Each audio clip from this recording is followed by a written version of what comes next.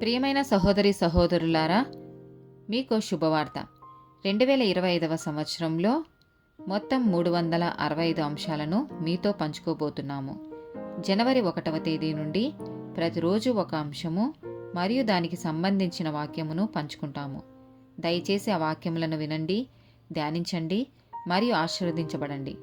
దయచేసి సబ్స్క్రైబ్ చేయండి మరియు మీ స్నేహితులతో పంచుకోండి. ధన్యవాదాలు.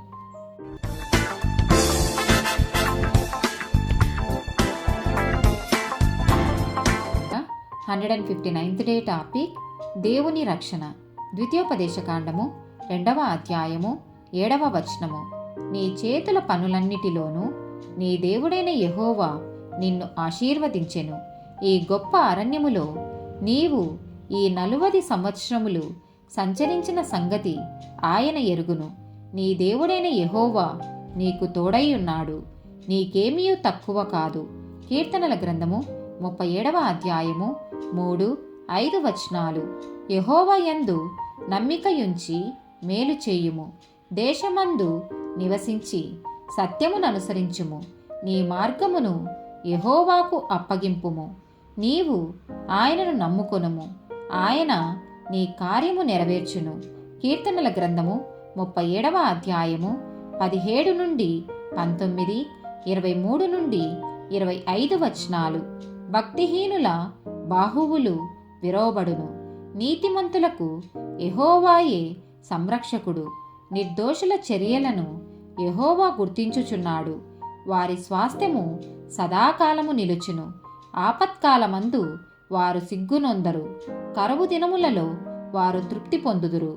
ఒకని నడత యెహోవా చేతనే స్థిరపరచబడును, వాని ప్రవర్తన చూచి ఆయన ఆనందించును. యెహోవా అతని చెయ్యి పట్టుకొని ఉన్నాడు గనుక అతడు నేలను పడినను లేవకయుండడు. నేను చిన్నవాడనై యుంటిని, ఇప్పుడు ముసలివాడనై ఉన్నాను. అయినను నీతిమంతులు విడబడుట గాని వారి సంతానము భిక్షమెత్తుట గాని నేను చూచియుండలేదు.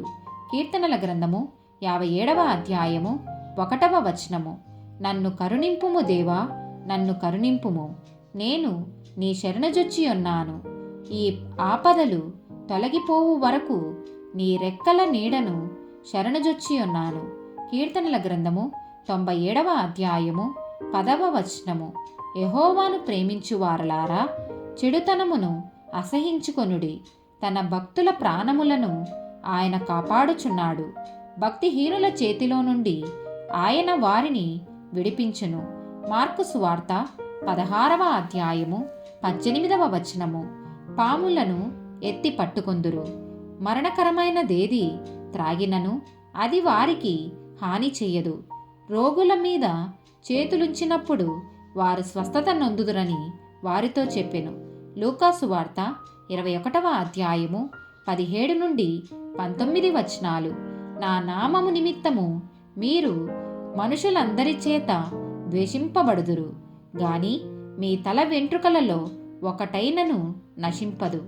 మీరు మీ ఓర్పు చేత మీ ప్రాణములను దక్కించుకొందురు. ఆమేన్.